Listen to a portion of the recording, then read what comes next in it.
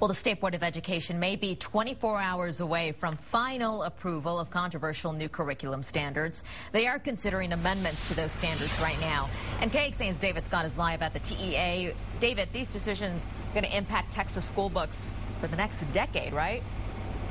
That's exactly right, Sally. They only go through this process once a decade. Some would say that might be merciful.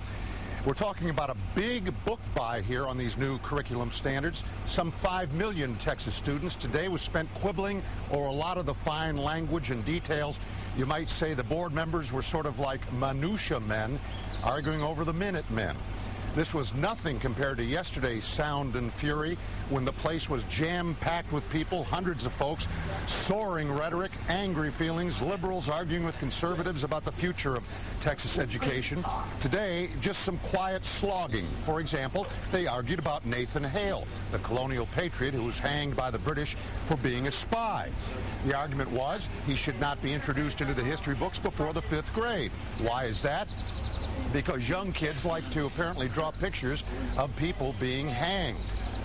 The board got hung up on that one for a while. Tomorrow is the big day. That's when they'll have the final vote approving these new curriculum standards that will set the rules for the textbooks to come. The vote is expected to be 10-5 in the conservative sway for a more traditional approach.